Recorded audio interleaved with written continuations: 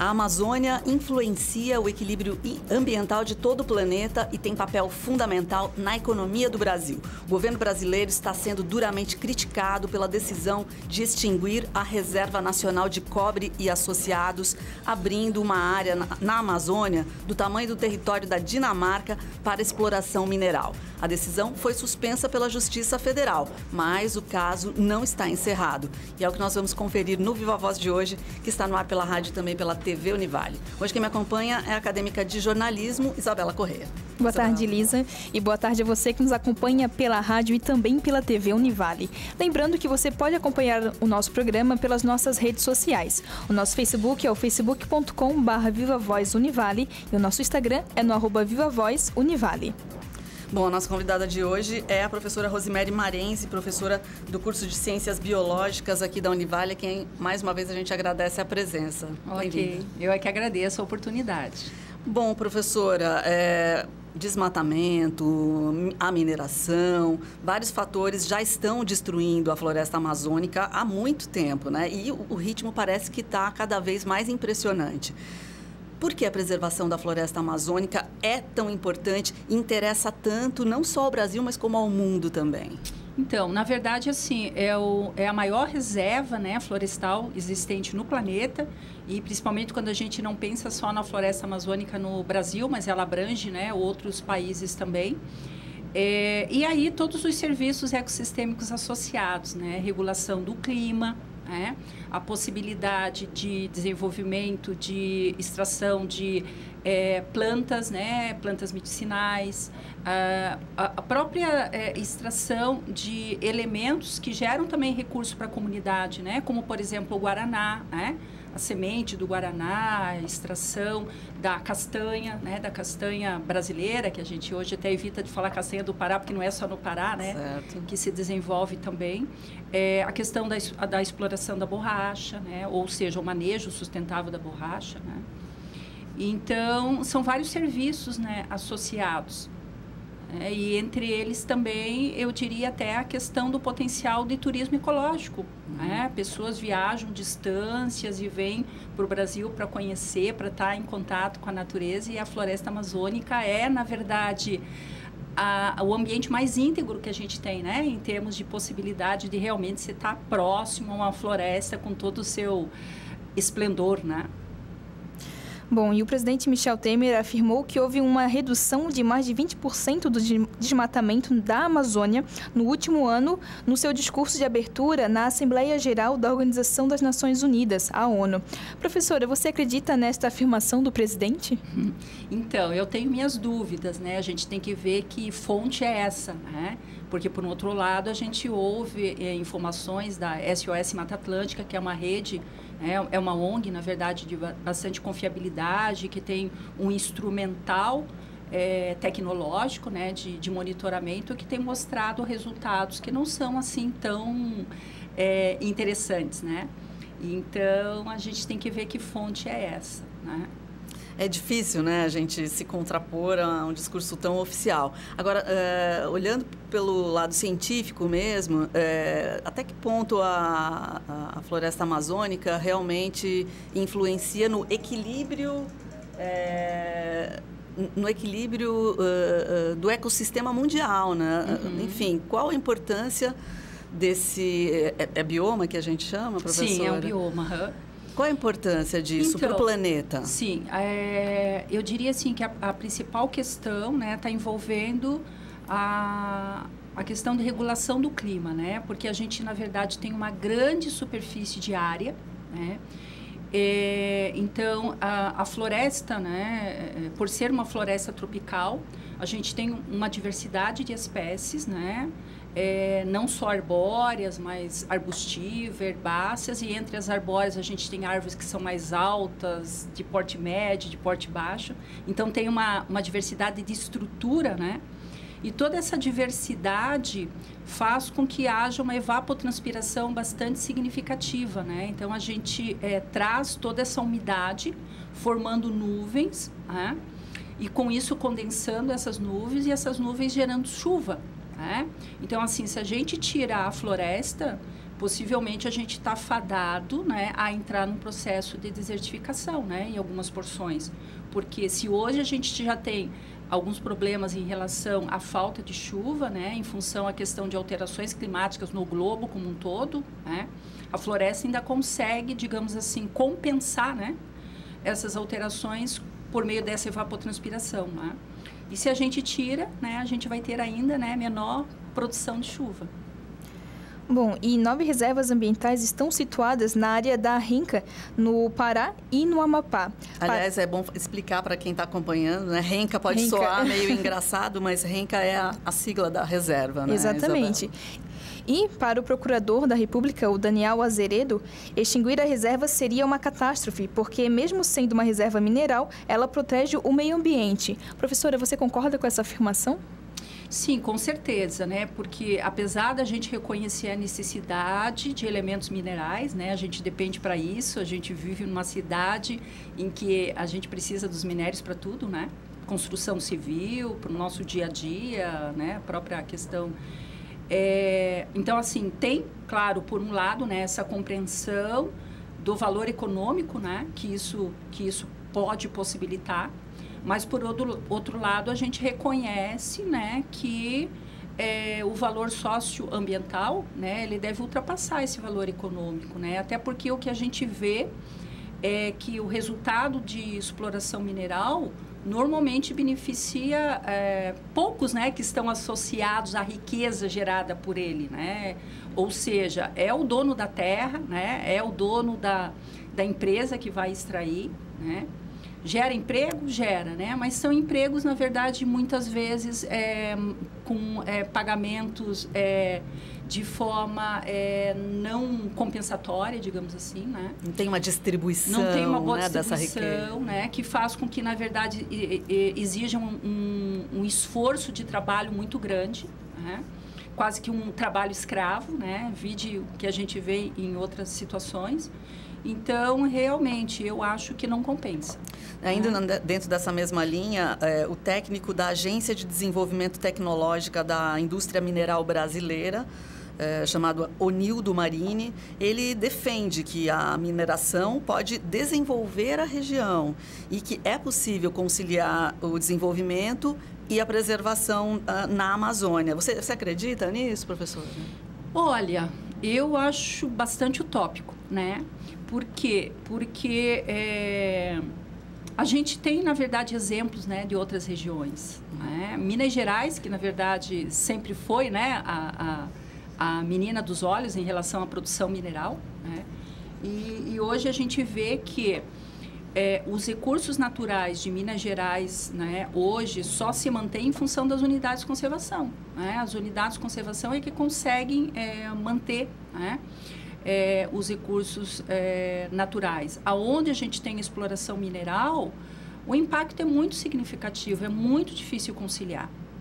Né? Então, assim, eu acho que a gente já tem exploração mineral, eu acho que o que a gente tem, na verdade, é que otimizar, né, essa exploração com uma tecnologia, no sentido de que a gente realmente tenha um trabalho que traga um retorno de aproveitamento do mineral, né? Vide o carvão aqui na região de Santa Catarina, né? Que a gente tem uma questão de resíduo que é um absurdo. Né? Por quê? Porque falta tecnologia no sentido de a gente conseguir aproveitar melhor, né, a exploração mineral, deixando menos rejeito para o meio ambiente. Perfeito. Bom, e um grupo de artistas representantes de grupos indígenas e também entidades de proteção ao meio ambiente realizaram um ato de defesa da preservação da Amazônia no Congresso Nacional. Entre os artistas que participaram da manifestação estavam as atrizes Cristiane Torlone e Suzana Vieira e os cantores Maria Gadu e Tico Santa Cruz. Tinha muita gente, né? Muita gente. Isabel? Tinha ainda mais artistas que não têm tanta fama quanto esses, né? E diversas figuras públicas também estão levantando a bandeira contra o desmatamento.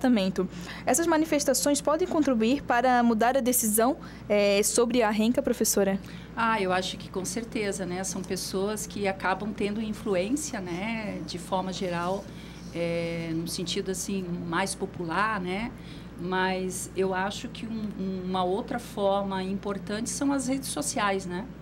essas pessoas podem gerar, sim, né, uma certa liderança dentro do processo, né, mas eu acho que a sociedade como um todo, né, pode fazer a diferença, né?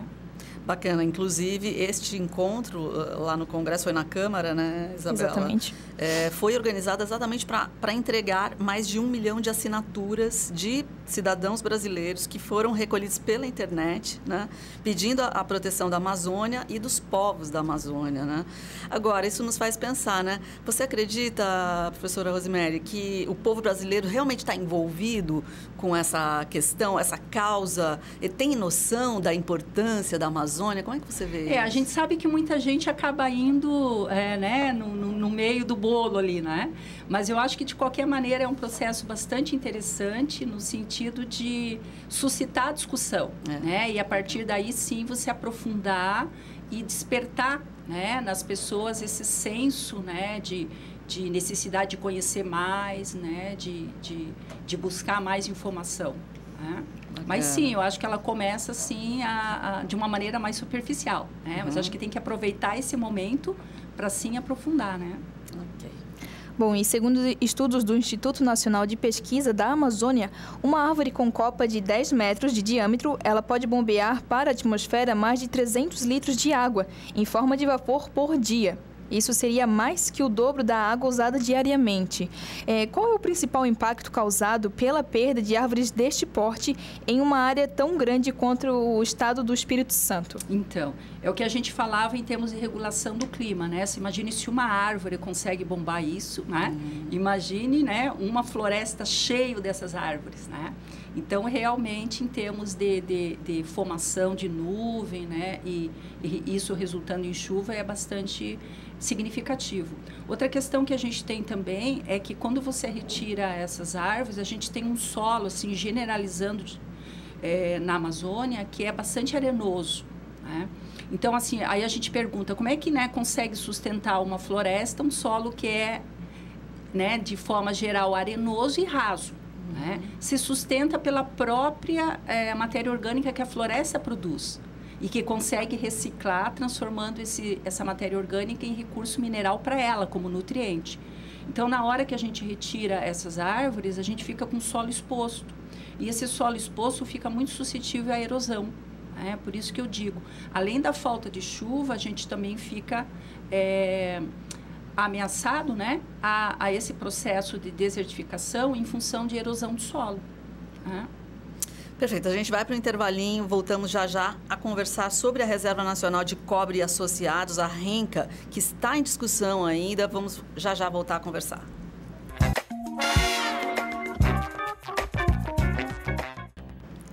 Estamos de volta com o nosso Viva Voz, que está falando hoje sobre a Amazônia. A nossa convidada é a professora do curso de Ciências Biológicas aqui da Univale, Rosemary Marenzi.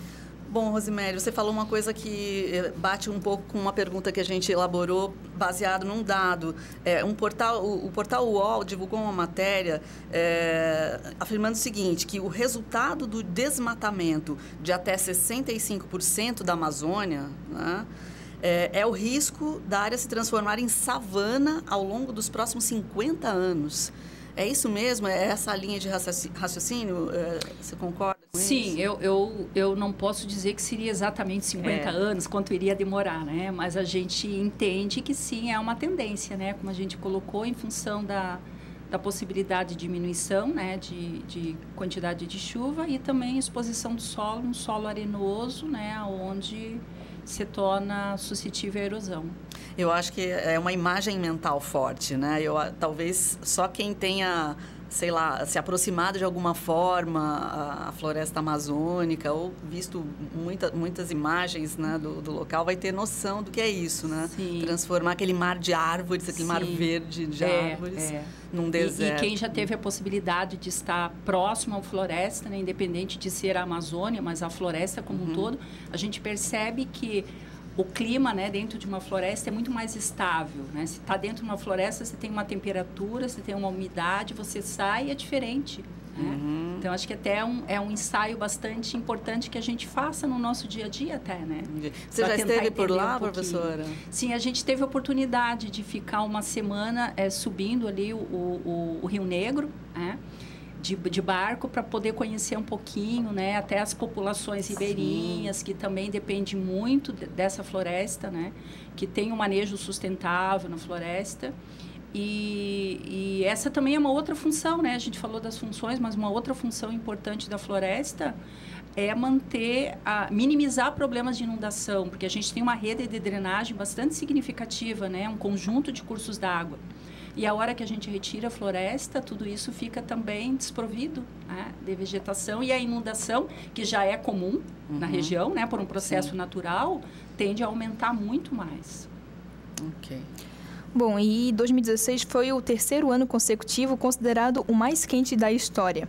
O Acordo de Paris é o responsável em manter o aquecimento da temperatura média do planeta abaixo de 12 graus. O principal passo para que isso seja feito é preservar as florestas, não só na Amazônia? Então, é isso que eu digo. Por isso que é importante a gente, né, se exercitar e vivenciar florestas que estão próximas a nós, né? Nós temos aqui as morrarias, né? Eu sempre comento que a gente também está fadada aqui na nossa região a perder as florestas de planície, que é uma pena, né? Porque é onde a gente tem a maior ocupação urbana, né? São nas planícies, porque é mais fácil ocupar a planície. E essas florestas têm uma função bem importante, que é minimizar, absorver a água da chuva também, né? Mas, de qualquer maneira, né, eu vejo que o que a gente conseguir, né, manter em termos de floresta é um bom resultado para todo mundo, né? Todo mundo ganha com isso. Olha só, quer dizer, não precisa fazer cálculos tão detalhados para perceber isso, né, professora? É uma forma até da gente entender que a gente minimiza danos no futuro e com isso até economiza, né? Economiza a necessidade de a gente ter que ter mais investimento para depois ter que estar reflorestando para recuperar aquilo que a gente perdeu. Pois é. Né? Economicamente também interessa, economicamente, né? Interessa também. Agora, professor Rosemary, para a gente levantar e discutir um pouquinho esses dados que a produção levantou, dados divulgados pela ONU em 2015 apontam que o Brasil foi um dos 10 países que mais emitiram gases do efeito estufa no mundo e com 2,48% das emissões totais de todos os países, né? E essa abertura para exploração, para mais uma exploração mineral ali naquela área da Amazônia, com certeza vai intensificar vai aumentar essas emissões, né? Na verdade, assim, os gases do efeito estufa, eles são principalmente provenientes da combustão, né? Ou seja, gerado pelo uso de automóveis, tudo aquilo que a gente produz em termos de uso de petróleo, como também a combustão em termos de queimadas, né? Então, possivelmente, para facilitar o processo de exploração mineral, né, a forma mais fácil, digamos, apesar de ser totalmente inadequada, vão ser as queimadas, né? Então, aí sim, com certeza, a gente tem essa propensão de maior emissão de gás carbônico na atmosfera, né? E para cumprir as metas de redução de emissão dentro do acordo internacional, o Brasil se comprometeu a reduzir a zero o desmatamento ilegal da Amazônia até 2030. E, além disso, também compensar as emissões de gases do efeito estufa. Isso realmente está sendo cumprido, professora? Dá para a gente perceber que, né, se estava, a tendência é não estar, né? Então, assim, já era difícil. Agora, então, né, com essa polêmica aí, né, muito mais complicado. Eu acho que ainda tem muito para avançar no sentido de cumprir, né, com esse acordo. E talvez com o atual quadro seria o mais preocupante desde esse acordo, quando foi assinado? Eu acho que sim, né? E eu acho que isso vai gerar, com certeza, uma reação, né? Isso a gente percebe a reação aqui dentro do Brasil, mas isso vai gerar uma reação lá fora, porque isso é uma forma de descumprimento do acordo, né? Claro. De cara, assim, né? Uma coisa totalmente... Pois é, mas é o desmatamento ilegal, né, professora? Daí eles vão legalizar o desmatamento, vai ficar difícil. O ilegal, você vai fiscalizar o ilegal para permitir o legal, né? Quer dizer, totalmente incoerente, né? Pois é. Bom, todo mundo sabe que a Amazônia possui a maior biodiversidade do planeta, né? E 1 em cada 10 espécies conhecidas estão na Amazônia, né? Interessante. E também tem uma grande de espécies lá que ainda são desconhecidas, né? Um grande número de espécies que são desconhecidas. E como é que você vê, né, essa questão de aquele pedaço que não é um pedaço pequeno, que está em discussão ali na reserva, que pode vir a ser aberta para mineração, também pode prejudicar a questão da biodiversidade? Com certeza, né? Então, como você colocou, né, muitas espécies que a gente ainda não conhece, né? Então, na verdade, é um laboratório, né, que está ali para ser explorado no sentido de pesquisa, né? E, quem sabe, curas para doenças que a gente ainda não tem, né? Formas alternativas até de alimento, né? A questão de hoje a gente procurar até compensar o desenvolvimento de proteínas, alimentos com, ricos em vitaminas, em proteína, né? A gente produzir a partir de sementes, né, em que a floresta gera. Eu acho que a gente tem ainda muito que avançar nesse sentido, né? E, além disso, também a própria fauna, né? A riqueza de fauna, de insetos, né? Então, muita coisa que a gente não conhece ainda, né? Bom, e a Gisele Bündchen subiu ao palco do Rock in Rio para falar da importância da conservação da floresta amazônica. Professora, qual é o impacto desses artistas famosos que eles podem causar nesta luta de preservação? Queria só lembrar, antes da professora responder, que a Gisele é embaixadora da boa vontade do Programa das Nações Unidas para o Meio Ambiente. Né? Não, e é interessante até, né, a gente ver esse envolvimento dela, né? Eu acho que sim, tem uma influência, né, bastante significativa, porque ela é uma figura pública bastante conhecida e tal, né? Então, eu acho que acaba exercendo uma influência, né? E, por outro lado, há um tempo atrás, não sei se vocês lembram, que até houve crítica em que ela usava nos desfiles as peles de animais silvestres e tal. Então, houve uma crítica em relação a isso. E, naquela ocasião, ela não se manifestou assim, digamos, sensível a essa causa, né? Então, por outro lado, a gente vê, sim, que houve uma conscientização também, né, no lado dela, que eu acho que até um resultado de um processo maior, assim, né, em termos hoje de consciência ambiental, né, de uma figura pública, né, em que isso se torna bastante importante a gente reverter nessa questão de valores, né. Então, eu vejo esse lado também positivo nesse sentido. Eu queria voltar só a uma abordagem que você até já fez e que coloca, de repente, na mesma balança toda a questão econômica que a atividade de mineração pretende realizar lá, de uma certa maneira, como se fosse um lado da balança e o outro, toda a outra economia proveniente da floresta, que são exatamente as frutas, o açaí, o guaraná, frutas tropicais, fitoterápicos, fitocosméticos, couro vegetal, enfim, artesanato e toda aquela produção dos povos da Amazônia, né? Que parecem que não estão sendo considerados como parte dessa economia do Brasil, né? Como você pensa isso, professora? Então, é que, na verdade, assim, é uma economia, como você colocou, né? É que ela está dispersa nesse povo, né? Então, assim, não é uma economia que, digamos assim, ela se sobressai tanto em termos de valores econômicos, né? Mas, por outro lado, é um desenvolvimento sustentável para aquela comunidade, né? Então, se você contrapor, né, com a questão de um consumo, né, gerado em função de mineral, indústria e tal, não parece tão significativo, né? Mas sim, quando a gente dilui isso, né, em termos de uma população, né, distribuída numa grande região, isso sim é bem expressivo, né? E a gente tem que chamar atenção para isso, né? E além daquilo que já se maneja sustentavelmente, tem ainda o potencial do que pode ser despertado, né, a partir daí. Ok, professor, nosso tempo terminou. Vamos mais uma vez agradecer a sua participação aqui com a gente. Nós conversamos com a professora Rosemary Marenzi, professora do curso de Ciências Biológicas aqui da Univale. Bom, e obrigada a você também que nos acompanhou em mais um Viva Voz. Lembrando sempre de segunda a sexta-feira, a partir da 1h30. Até mais.